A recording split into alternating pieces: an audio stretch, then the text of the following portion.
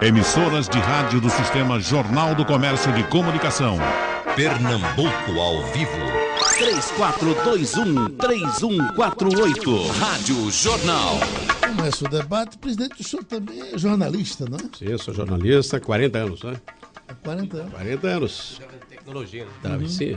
Fiz um programa de televisão também, né? Na Bandeirantes e no SBT, chama TV Informática, na década de 80. Já são uns 30 anos, né? E hoje ainda possui, lá em São Paulo, na TV aberta, um programa chamado Brasil em Movimento. Somos atuantes na área, né? O senhor Mas aqui aí. pelo Recife está fazendo o quê? Opa!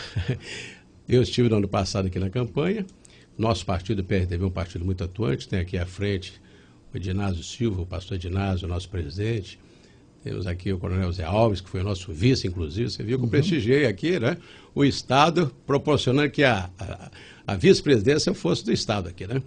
E contatos políticos para refazermos a nossa base em função das futuras eleições, né? 2016 está aí mesmo.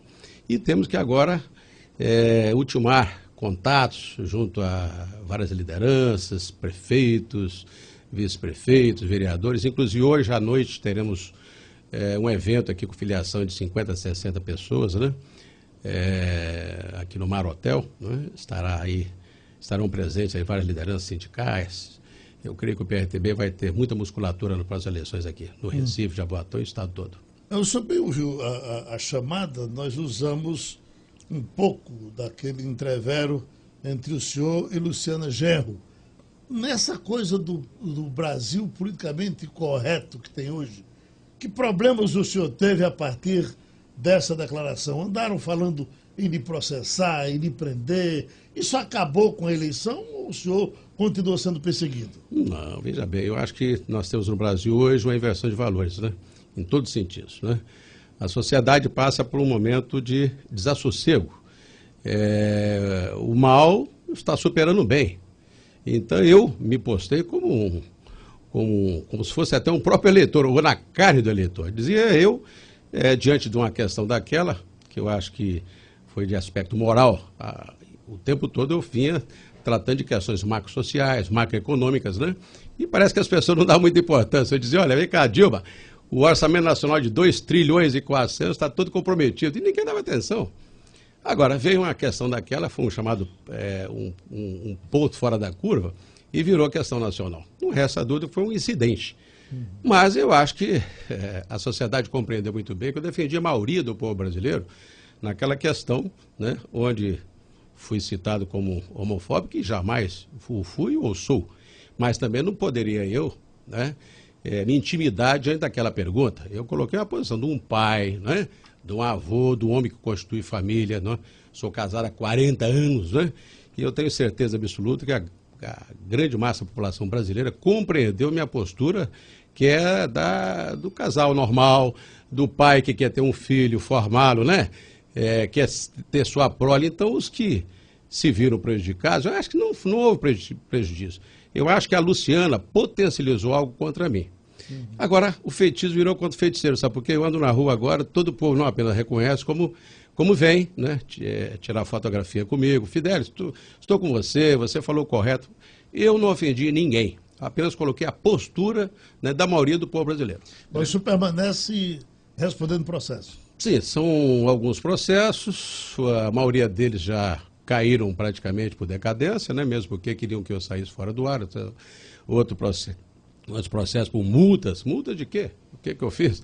Mas esses movimentos, você sabe, gaysistas, né, são movimentos que são bem articulados, são movimentos financiados, inclusive, por ONGs internacionais, mas a maioria do povo brasileiro está exatamente, comprou a noção e a ideia de que nós temos que defender o que está previsto na Constituição brasileira, que é exatamente a livre expressão, né, e a normalidade das instituições onde a família constituída é considerada o homem, a mulher e os filhos. Presidente, o senhor tem Franco aqui, tem Jamido aí e a conversa continua. Presidente, se fosse hoje, o senhor mudaria alguma declaração, algum termo que se usou naquela declaração ou não? Usaria as mesmas palavras que se usou naquela época? Não tem por que mudar. Por quê? A minha postura continua a mesma e sempre foi. Antes ou depois daquela questão. Agora, a Luciana Genro deveria mudar, porque ela está no 4º casamento, né?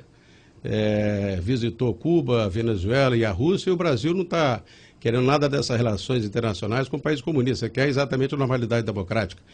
Quanto também o senhor Eduardo Jorge, que veio com o negócio da maconha, a mesma coisa. Ele faz apologia à maconha. Ele deveria ser processado. Aliás, o AB deveria, em vez de me processar, como fica lá em Brasília, processar quem faz apologia da maconha, o aborto, que é um assassinato das crianças. Eles deveriam. Então, você vê bem, a tentativa de inversão de valores, nos escorar, essa palavra usada na época foi exatamente, nos escorar significa nos intimidar. E a mim não intimidarão jamais. Eles saibam bem disso. Como ficou a relação entre o senhor e eles? Porque vocês se encontraram depois em diversos debates. Não mais. Não foi aquele, foi o último, né? Foi o último. Aliás, perdão. Houve o da Record, né? E depois veio o da Globo. Ela tentou uma vez mais vir, porque antes eu respondia uma questão,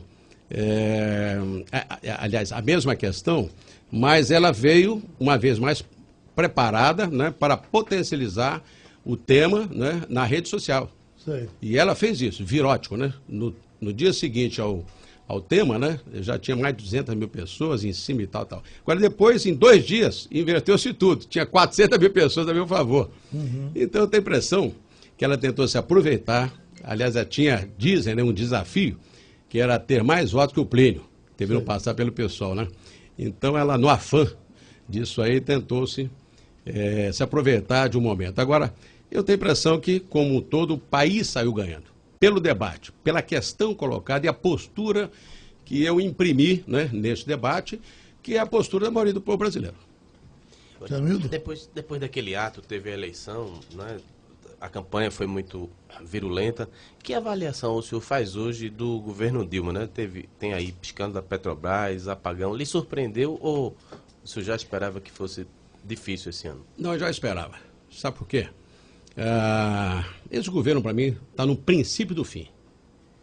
Não vai realmente superar os problemas que temos hoje, especialmente na economia.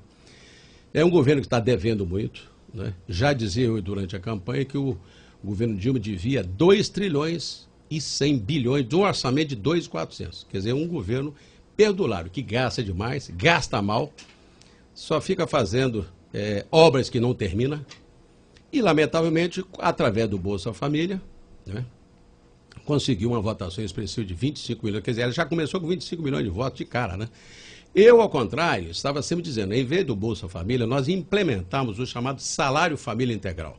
Damos às pessoas o direito delas ganharem o salário e, em troca disso, darão um trabalho, com a obrigação de trabalhar. Isso é sério. Isso é sério. E a sociedade, infelizmente, não discutiu, não teve tempo. Por quê? Você tem 45 segundos para falar no tempo de televisão normal, ou seja, dia a dia, ela tinha 10 minutos. E eu ia para o debate, o tempo era igual. Porém, a imprensa toda polarizou com os 3 principais candidatos.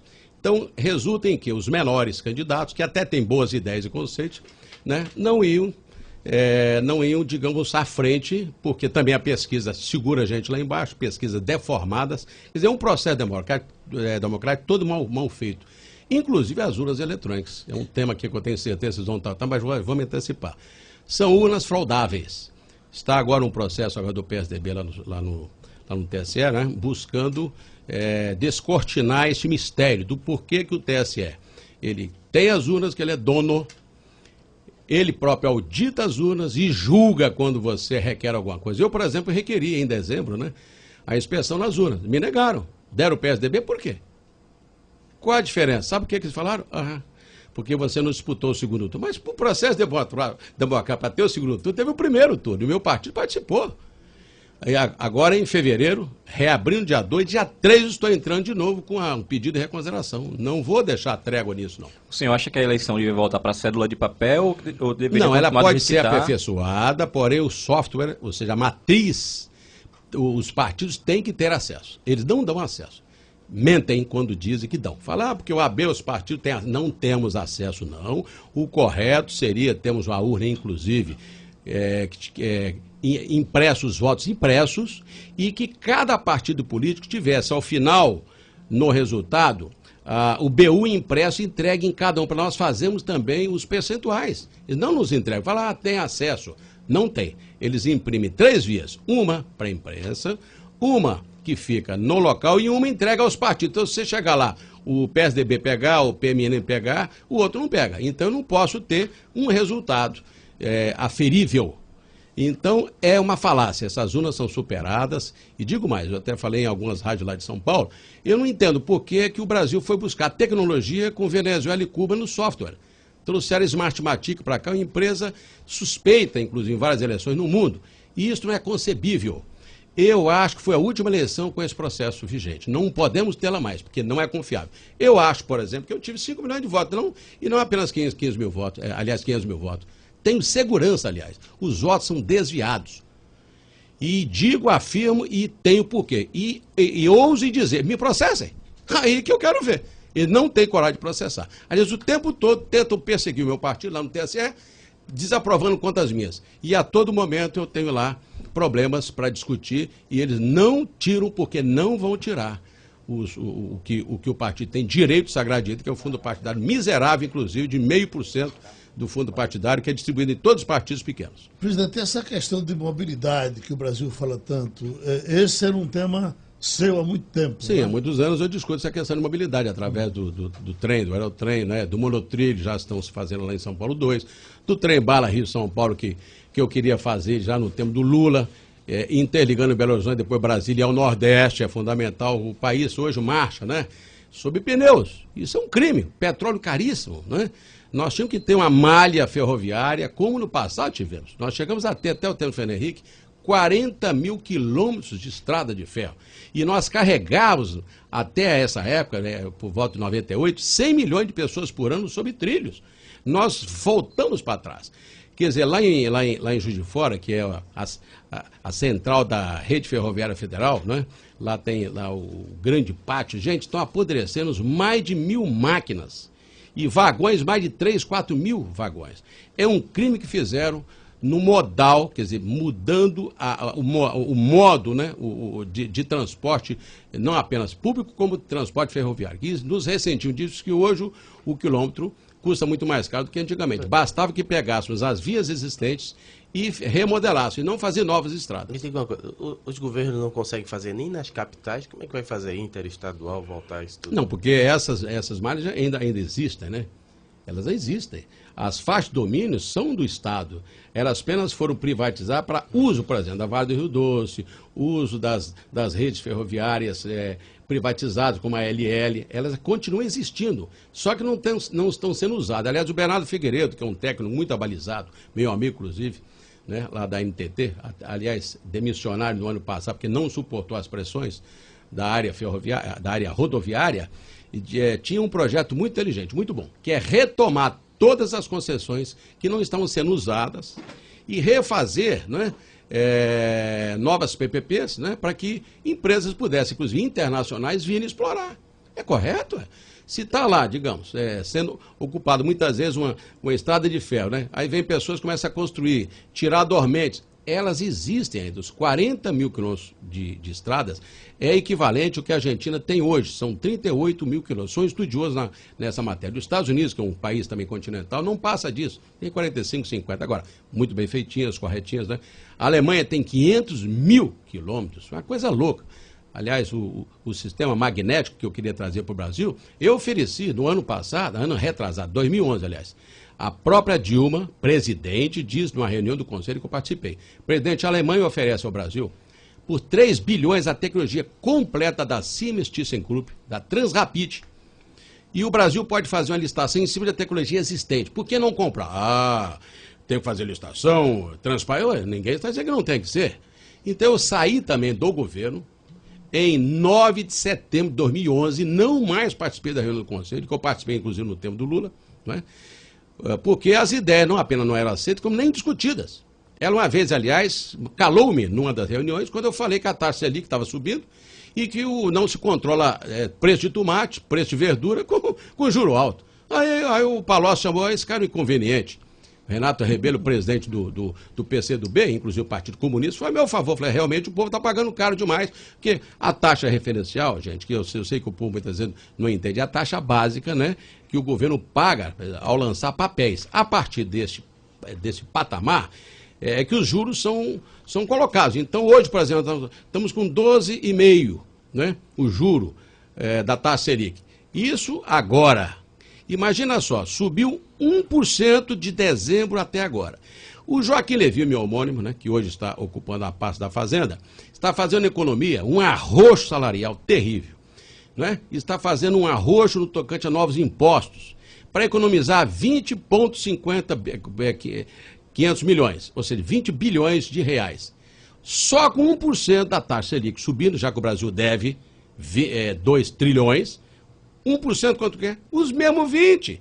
Quer dizer, ele está drenando para banco, tirando do povo e julgando para banco. Isso é um crime. Crime lesa pátria. Eu, presidente da República, jamais deixaria. Eu colocaria no lugar, né, do ministro da Fazenda, eu colocaria, sabe o quê? Um industrial. Porque lá ele sabe o que é pagar impostos, gera empregos, e colocaria no lugar, não é, do industrial um banqueiro, para saber as agruras do que é produzir, saber o que é pagar imposto, porque é muito cômodo para o banqueiro só cobrar juro. E vem querer resolver o problema do Brasil, vai levar o Brasil para uma recessão terrível, vai quebrar, esse país já está quebrado, porque se nós temos hoje, não é, uma população que cresce na faixa de 1,5%, que seja crescimento vegetativo, são novas pessoas que nascem, nós tínhamos que crescer no mínimo 1,5%. Agora, se você cresce 0, você tem 1,5% de déficit. Isso não é postado pela mídia, inclusive. Seria bom, vocês são jornalistas investigativos e que discutem com o povo essa questão. Nascem no Brasil 3 milhões de pessoas, são 200 milhões de habitantes. O nosso crescimento é 1,4% hoje, reduziu, era 2% no passado. Quer dizer, cresce por ano 3 milhões de bocas que nós temos que dar. Saúde, educação, não é? Dá a eles víveres, dá condição de vida, transporte, nascem 3 milhões de pessoas. E esse pessoal cresce para 0. Ah, brincadeira. Deixa eu entrar uma propagandazinha, a gente retoma já. Rádio Jornal. Pernambuco ao vivo. Emissoras de rádio do Sistema Jornal do Comércio de Comunicação. Pernambuco ao vivo. 3421-3148. Rádio Jornal. Tem Paulo da Muribeca, pede que o senhor explique melhor o projeto do Aerotrem. Tem Luiz da Encruzilhada, diz que o povo católico cristão está ao lado da posição que o senhor tomou em defesa da família. Ariston de Marcos Freire quer saber se Levy é a favor da reforma política e qual o principal ponto de mudança que o senhor defende. Pedro de Brito, de Águas Compridas, o que é que o senhor pensa sobre a relação, a regulação da mídia que o PT vai querer fazer? Joel de Torrões, o senhor concorda? Não, ele diz que concorda que houve fraude nas urnas, porque o segundo turno teria que ser Dilma e Marina. Leonardo da Boa Vista quer saber de Levy, de que ele vive, o que é que ele faz, as viagens pelo país, quem é que paga. Deixa eu lhe fazer uma pergunta, deixa eu depois ver se o senhor entra numa coisa dessa aqui. Essas denúncias que estão sendo feitas contra o PT, aí vem a história de que é um terceiro turno, quando o PSDB faz essa acusação. Até agora nós não lhe perguntamos, e o senhor é um homem informado, porque o senhor está lá por dentro dessas coisas todas. O PT rouba mesmo? Ou isso é coisa de política, é um acusando o outro? Você poderia provar que o PT rouba? Pronto. Eu sou fundador e presidente de uma legenda há 21 anos. Né? Fundei. O PRTB é um filho meu. Né? Venho lutando há anos e anos com o partido, elegendo pessoas, né? Vereadores, prefeitos, deputados federais, deputados estaduais. Já fiz um cálculo recentemente, oportunizei a mais de 20 ou 30 mil pessoas a disputarem mandatos pelo PRTB. Eu sei, mais do que ninguém, como é difícil você oportunizar as pessoas sem respaldo financeiro, porque o empresário só aplica verba em quem vai ganhar e na máquina, para começar. Número 2, a lei partidária, ela não permite a isonomia entre as legendas. Ela foi feita para aqueles que já detêm o poder permaneçam nesse mesmo poder. Então, por exemplo, se o PT tinha recentemente 70 deputados federais e perdeu 11, aliás, 89, perdeu 11. O PMDB perdeu um pouco também. Claro que perde um pouco de densidade. Então, o fundo partidário, que era de 55 milhões de reais, vai reduzir isso para 48. Mas eu te pergunto, e eu, nosso partido que elegeu 2, tem hoje 1.200.000 reais, quer dizer, praticamente 100 mil reais por mês, né? Como um deputado estadual ou federal, basicamente é o que o gabinete tem de recursos.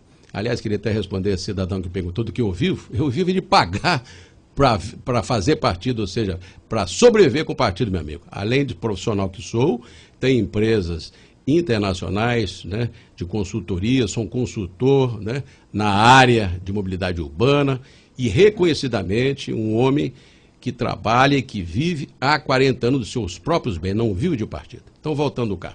Então, mas sua consultoria, Zé Disseu também tem uma consultoria? Não, mas a minha consultoria, eu não faço palestras, eu faço business, negócios. Eu sei. Né? Mas por exemplo, na Alemanha. Zé Disseu também não faz? Zé Disseu é papo. Zé Disseu é tráfico de influência.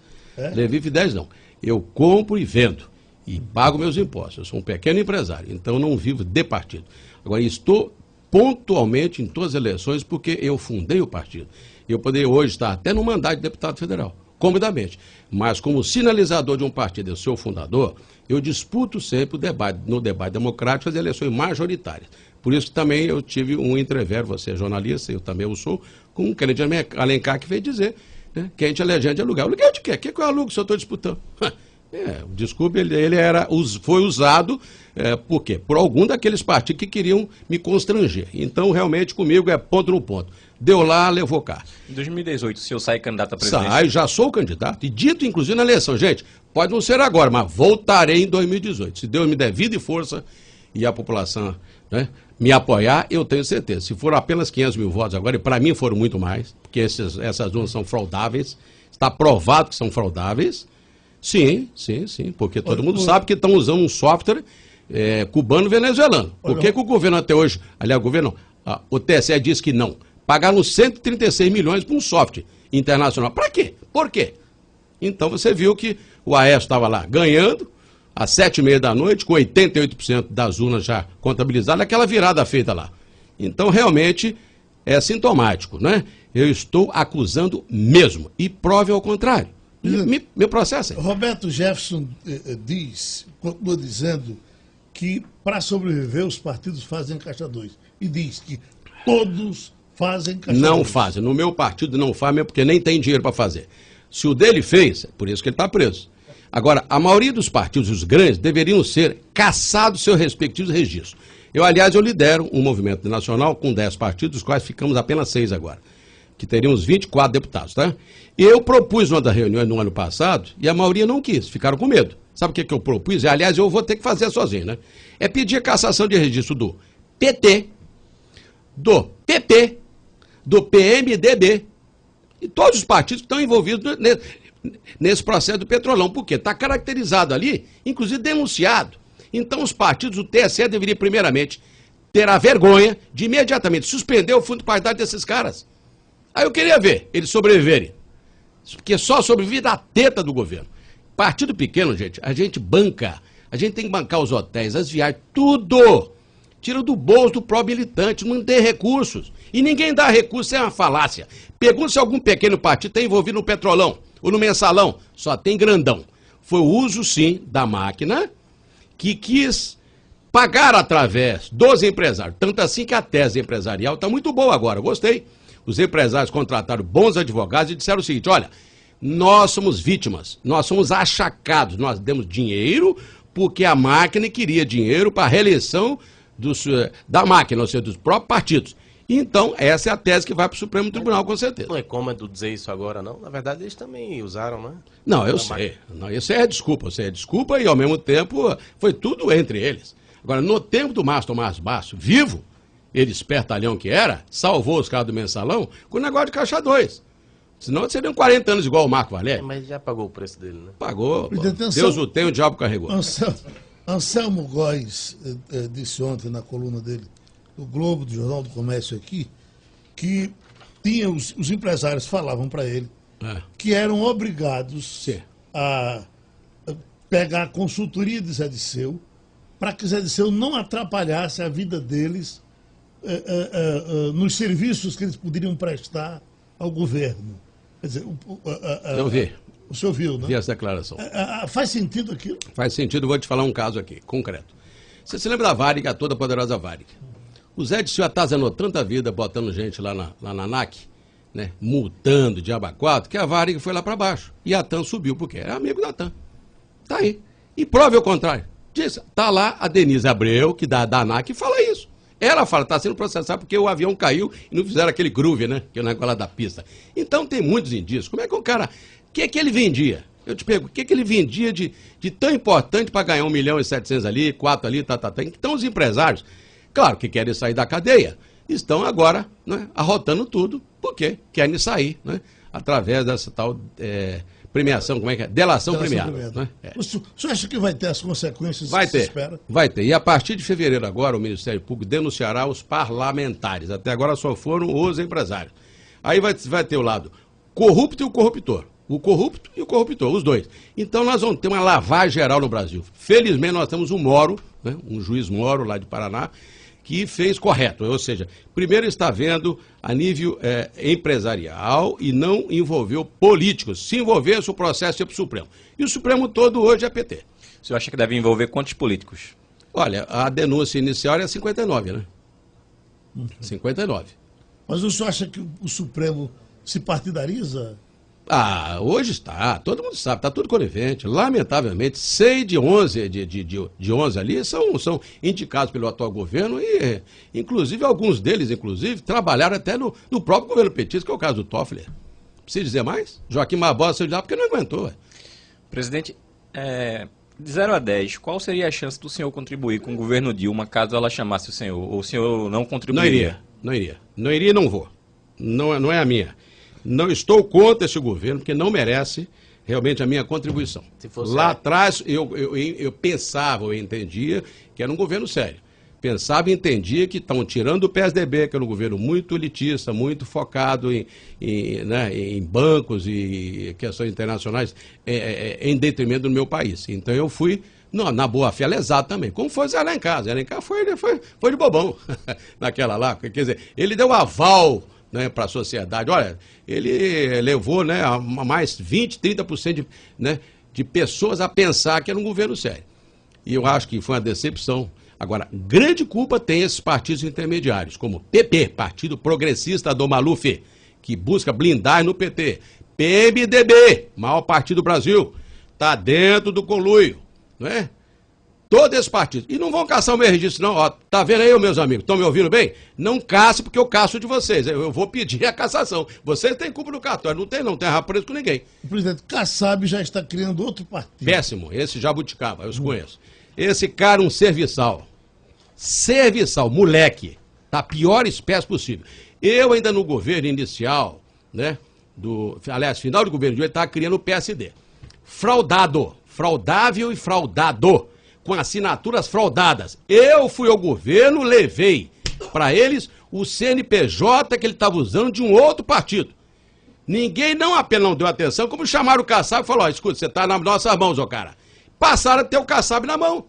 Aí agora estão estimulando o canalha, de novo, ministro, me processa, Kassab, me processa, estou falando do ar aqui, me processa. Tenho o maior prazer em responder, estou doido para pegar esse cara, porque ele pegou 2 deputados meus, do meu partido, eleitos pela minha legenda. Então ele e o Valdemar Costa Neto estão criando 2 partidos paralelos para fazerem fusão, para tirarem deputados por essa janela lamentavelmente constituída pelo Supremo Tribunal, né? Abrir essa janela de, você fazer fusão, incorporação, ser um novo partido. E então você pega o respaldo do passado, desses parlamentares, e leva o voto dele, leva o tempo de televisão. Isso é criminoso. Já tínhamos uma legislação correta, onde nós tínhamos a fidelidade partidária já instituída, correta, nós poderíamos punir, porque o parlamentar é um funcionário do partido.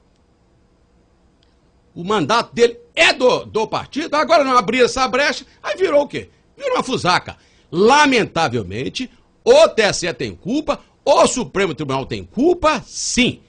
E a casa, ou seja, maior, né, que é a Câmara e o Senado, deverão corrigir isso, porque agora estão sentindo na pele. O PMDB está com maior medo.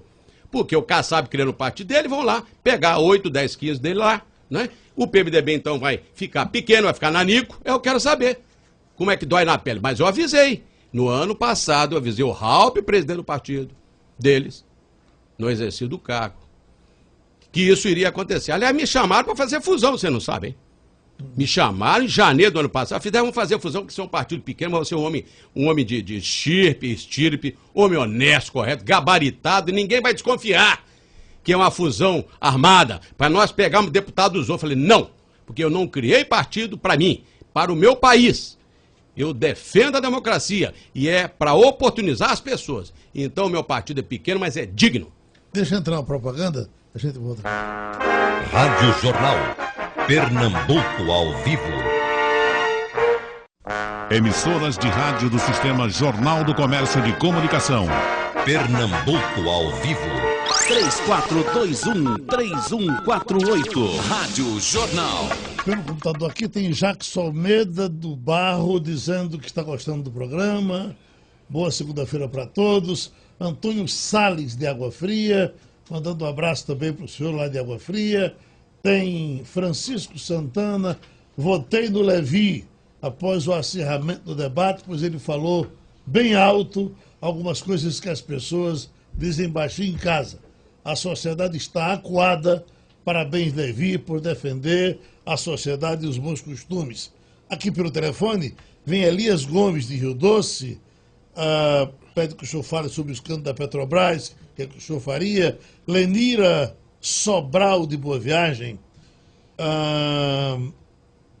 as últimas medidas anunciadas por Dilma, de quais o senhor discorda.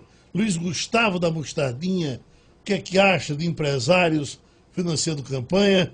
Aliás, uma referência específica a essa denúncia que sai agora da Itaipava, né, que teria tirado 800 milhões. Teria recebido vantagem do BNB, mudando as garantias. 800 milhões e na semana seguinte doado 17 milhões da campanha de Dilma. É uma denúncia da época dessa semana.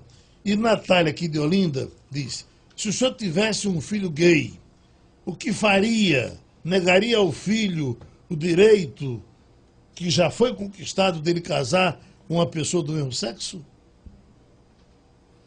Bom, vamos começar pelo princípio ou pelo final? Um filho gay? Não, primeiro que, graças a Deus, Deus me deu a felicidade e a satisfação de não tê-lo. Não tem. São filhos que eu, inclusive tenho 3 netos. Tenho 3 netos, né? O senhor ainda tem idade para fazer menino, não tem? Teria, mas eu sou casado há 40 anos, né? 40 anos de casado com a mesma mulher. Com mais 2 de convivência, são 42, né? Então, veja bem, eu coloco o seguinte: isso aí, como disse, foi um ponto fora da curva, foi um fato inusitado, né, na campanha. Agora, minha postura sempre foi a mesma, né?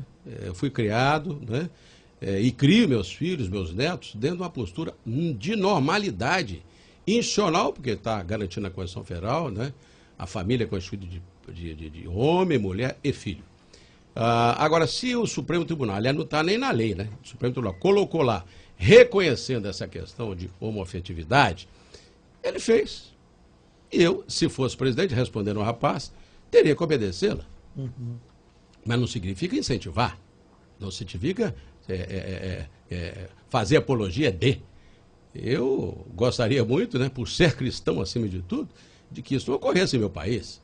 Porque você sabe muito bem, né, que isso aí incutiram lá nos países envolvidos, Estados Unidos, Inglaterra e tal, pagos, né, para colocar como direitos humanos. Mas foram grupos financeiros que fizeram isso e pagam até hoje. Inclusive a turminha que foi lá em frente da minha casa e do partido fazer arruaça, em 15 minutinhos fizeram o que tinham que fazer e foram embora. Viu lá aqueles painéis e acabou. Por quê? São pagos, são profissionais, porque até o homossexual tem um comportamento discreto. A ele é dado uma coisa que está na Constituição Federal, que é a intimidade inviolável, gente. Nós não discutimos essas questões.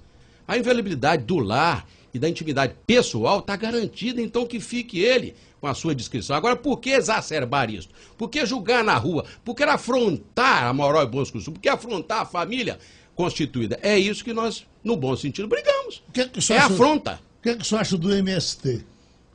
Esse movimento de patrulhamento, né, que fazem no Brasil, que aliás o Jaua, que é ministro lá da Venezuela, teve aqui para ensinar a guerrilha, está sendo preparado para caso aí esse governo petista perca, comece a fazer uma horda de invasões no Brasil, que é muito perigoso. Aliás, um dia Deus está no aeroporto de Brasília e vi lá chegarem aqueles médicos cubanos, mas que uns caras que são fortões, né, como é que chama, cabelinho curtinho, parecia muito mais soldado. Eu quero saber que agulha que esse cara sabe colocar no camarada. Não vão fazer, a gente sabe apertar gatilho de metranca. Nós estamos hoje com um país à beira de uma guerra civil, porque estão entrando lá pelo Acre, já entraram mais de 30 mil senegaleses, haitianos, tá certo? Estão entrando por lá e mandando para São Paulo. Daqui a pouquinho os caras vão exigir o quê? Moradia, Bolsa Família que já estão dando, e começam a fazer arruaça. Então, se o PT vê, né, e observar que vai perder, ele pode começar a estimular esses grupos, né, a fazer uma guerra civil no Brasil, que é um receio que eu tenho pessoal, inclusive, eu tenho divulgado e falado de maneira exacerbada até. Então temos que tomar muita cautela, que a dona Dilma está passando um momento difícil, mas ela tem tempo para ir lá na Bolívia, ver a posse lá do índiozinho, lá o cocaleiro, tem tempo, para participar do Fórum de São Paulo, que é um movimento internacional urdido pelo Lula, feito pelo Lula e pelo Fidel Castro, né, com o Chaves, para unir a América Latina, vamos chamar na Pátria Grande, não sei se você sabe, mas a partir de 2016 nós vamos mudar as placas de todos os carros brasileiros, que vão ter uma placa só para a América Latina inteira. Daqui a pouco ele vai querer que o espanhol seja a língua brasileira e vice-versa, a portuguesa lá. Em vez de a gente estar, focado o quê? Nos Estados Unidos, como exemplo, na Alemanha, o país de ouvido, na França, na Itália, nós estamos aqui com um país ainda financiando esse país. O Brasil fez o metrô de Caracas, na Venezuela, fez o Porto de Mariel e não faz o nosso porto, que aliás passei em frente aqui agora. Tá sucateado, tá ruim. O de São Paulo também. Tem dinheiro para países do mundo lá fora, e não tem para nós. Em cima do que o senhor disse aí, o Jamildo já ia lhe perguntar sobre a possibilidade de do impeachment de Dilma. Se isso acontecesse, com esse aparelhamento todo que o senhor diz reconhecer no país, nós não entraríamos numa guerra aqui dentro? Eu lamento muito dizer que hoje nós estamos preparando um caminho para movimentos institucionais à esquerda que podem exacerbar no recrudescimento da direita. Isso já ocorre. Se você olhar na rede social hoje, 90% de revolta do povo contra a roubalheira do Petrolão, do Mensalão.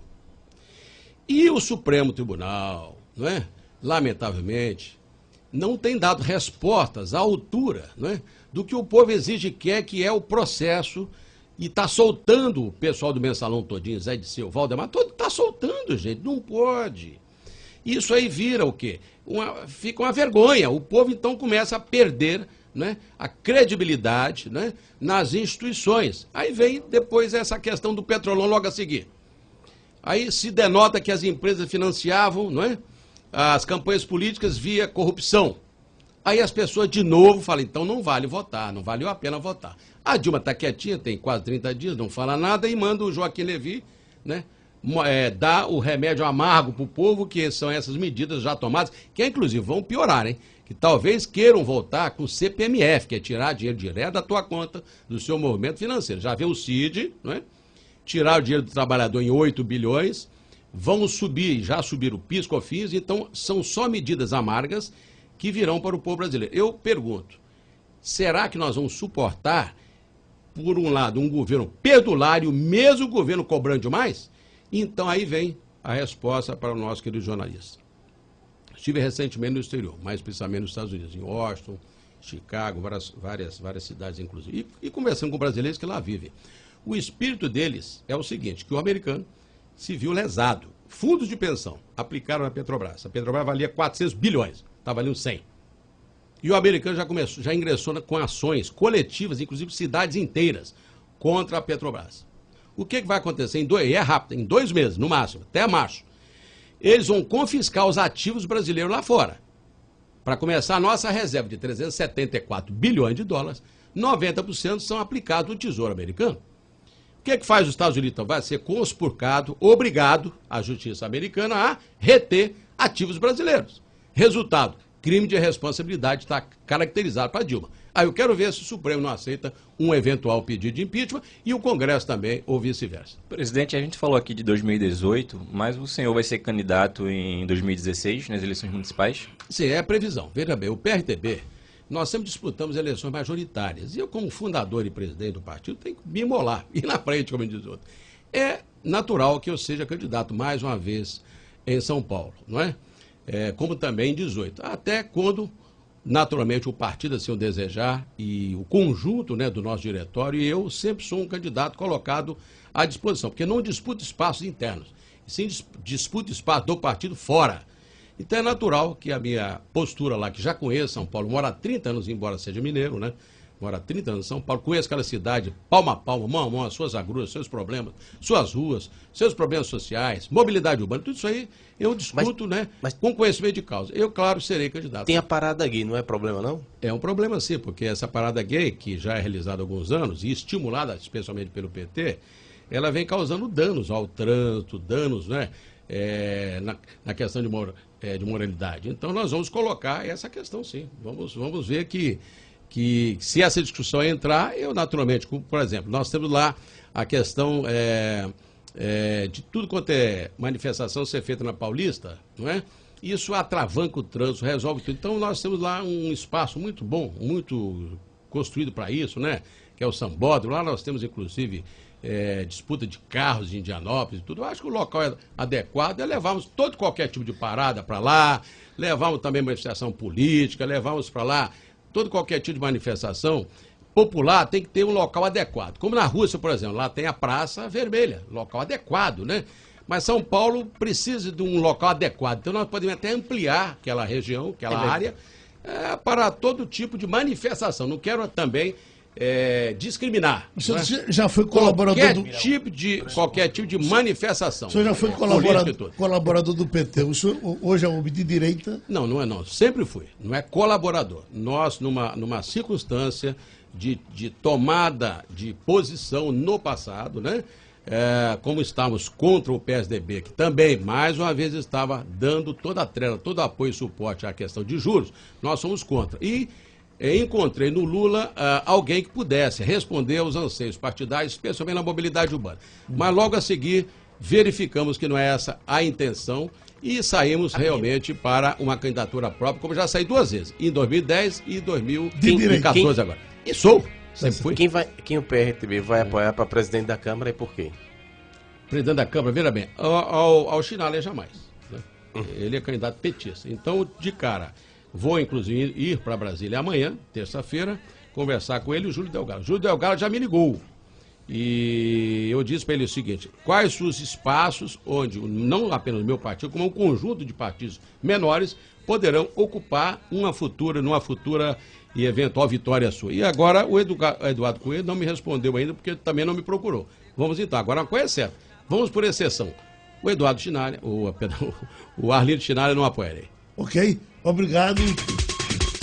Sugestão ou comentário sobre o programa que você acaba de ouvir, envie para o e-mail ouvinte@radiojornal.com.br ou para o endereço Rua do Lima 250, Santo Amaro, Recife, Pernambuco.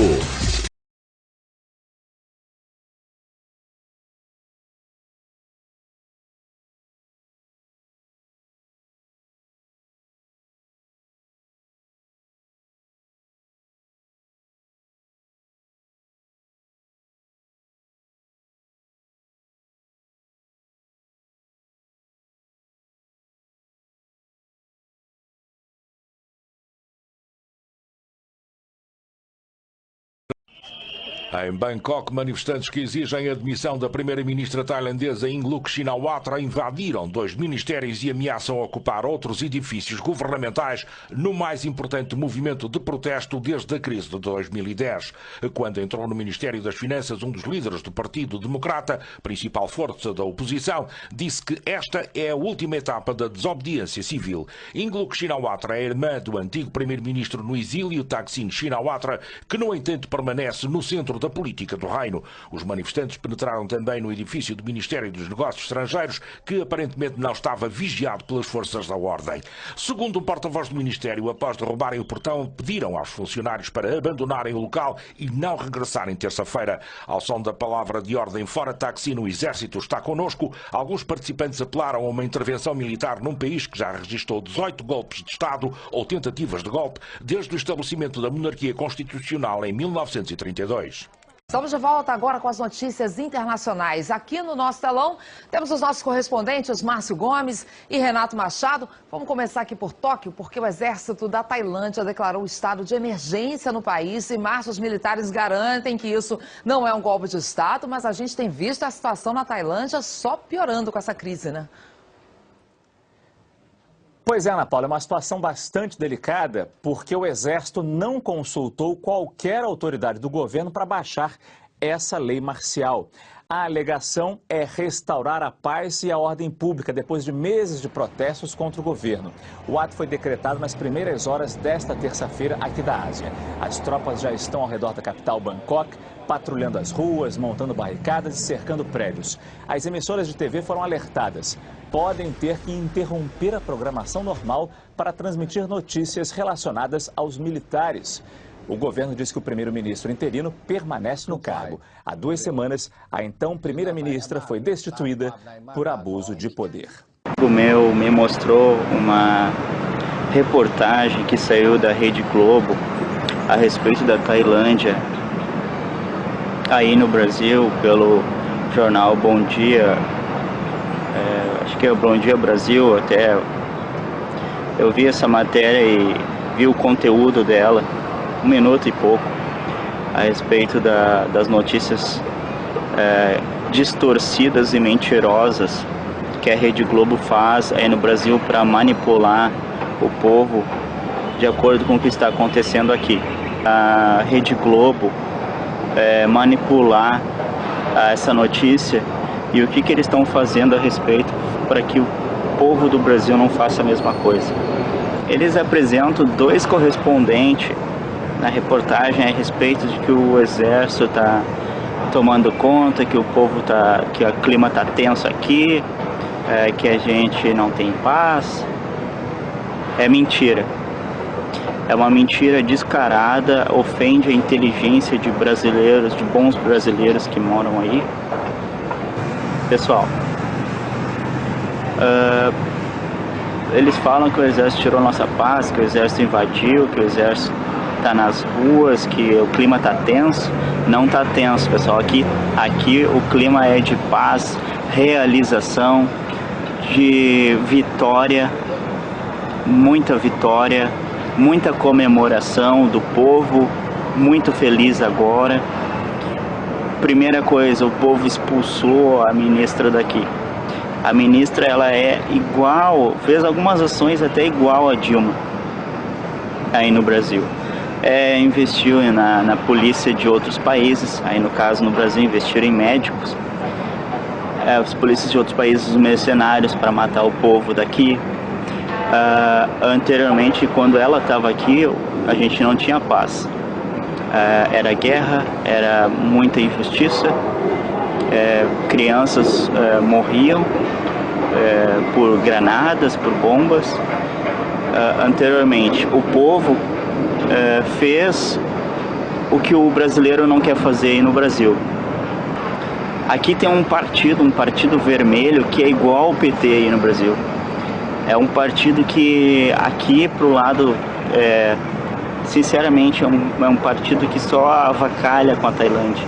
É igual aí no Brasil, é igual, não tem diferença. A única diferença é que a Tailândia ela é 400% mais desenvolvida que o Brasil. É muito melhor viver aqui do que viver aí no Brasil. Voltando ao assunto da Rede Globo, eles fazem essa chamada e mostram 2 correspondentes. Olha a ofensa da inteligência de brasileiros que pensam, que não agem por instinto. Mostraram um correspondente em Londres e o outro correspondente em Tóquio. Pessoal, quem é inteligente sabe o que esses caras têm para opinar se eles estão lá no raio que parta, se eles estão lá no quinto dos infernos. O que eles têm a opinar em relação à Tailândia aqui? Eles não têm força de palavra nenhuma. Eles simplesmente foram usados porque toda aquela chamada, todo aquele sensacionalismo que fizeram, nossos correspondentes internacionais falando a respeito da Tailândia. O cara tá lá em Londres. Olha quantos 1000 quilômetros o cara tá longe. E o outro em Tóquio. Eles estão muito longe daqui, eles não estão vivendo aqui. Então, a minha palavra de cidadão aqui, desse país, vale mais do que qualquer palavra que a Rede Globo fala e mente. Aqui eu estou falando a verdade. É para manipular o povo, sabe por quê? Aqui o povo tailandês foi para as ruas, botou a ministra para a rua, que equivale a uma presidente, batalhou contra esse partido vermelho aí, e o povo venceu. Essa ministra foi expulsa do país porque ela é irmã de um outro corrupto. Então aqui a rede de corrupção também, ela é grande, mas ela está sendo diluída agora pelo exército que o povo pediu. O povo venceu e queriam fazer uma nova corrupção. O povo pediu para o rei daqui da Tailândia a intervenção do exército, que o exército fosse para as ruas e que fizesse justiça. O que o exército fez? Tomou as TVs que manipulavam o povo daqui através da manipulação desse PT daqui, vamos chamar de PT, que daí você no Brasil acaba entendendo o que eu estou falando, desse Partido Vermelho daqui, o PT, vamos chamar de PT aqui, que aqui não existe PT, mas é igual. O povo pediu para que o exército fosse para as ruas e fechasse os canais de TV de manipulação desse PT, porque esse PT aqui, o Partido Vermelho, ele estava criando uma sabotagem do país. E o exército atendeu o pedido do povo, atendeu o pedido do rei, e foi para as ruas, fechou os canais de TV, entrou no QG desse Partido Vermelho, que estava formando um exército queria fazer a mesma coisa que fizeram aí no Brasil, no golpe de 64, mas aqui não é golpe militar. Aqui realmente o exército ele está fazendo o que o povo brasileiro tem medo aí no Brasil. Eu não sei o porquê que o povo brasileiro tem medo do exército no Brasil, se o exército do Brasil ele pode ajudar o povo. Somente o povo tem que fazer o primeiro passo que aqui na Tailândia fizeram. Qual foi o primeiro passo? Botar a presidente para rua, botar o ministro para rua. O exército está para servir o povo e proteger o povo. Referente a isso, os exércitos na rua atenderam o pedido do povo e houve até uma solenidade do povo. O povo comemorou, o povo chamou o comandante do exército. Aquela multidão aqui, são 13 milhões de habitantes em Bangkok. Tinha em torno de uns 2 milhões, umas 2 milhões de pessoas. Entregaram com honra para o comandante do exército toda aquela manifestação do povo ali.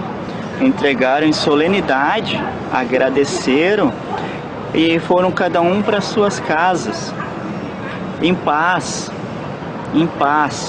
porque agora tá todo mundo em paz. Antes tinha esse Partido Vermelho avacalhando aqui, como se fosse aí no Brasil, mas aqui agora esse Partido Vermelho foi diluído.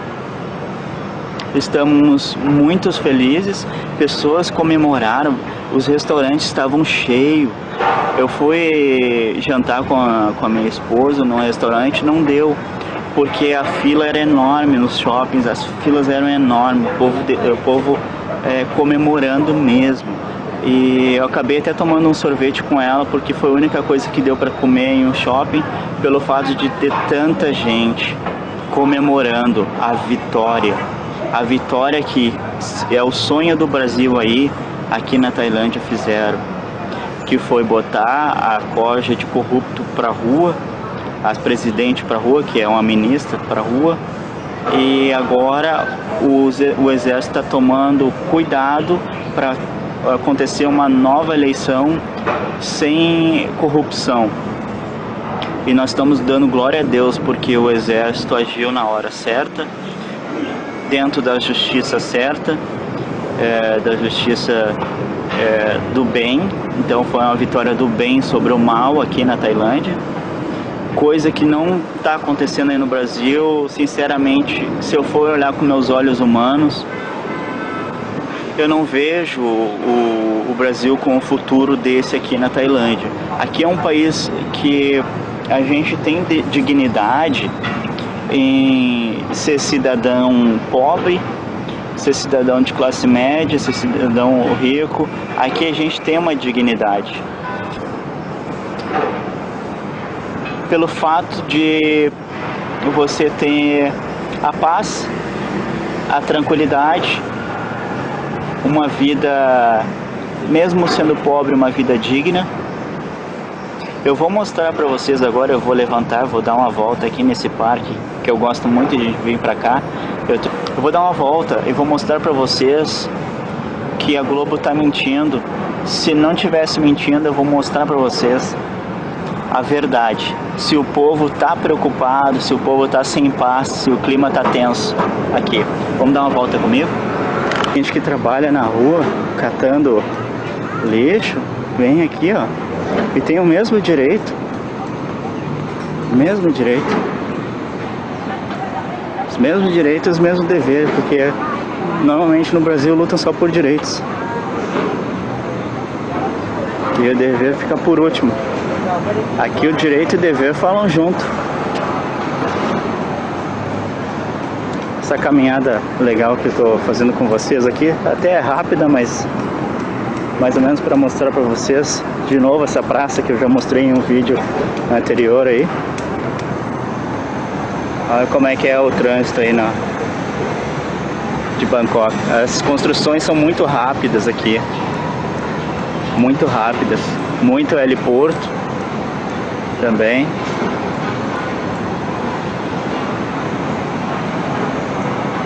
Fiquei com algumas imagens aí.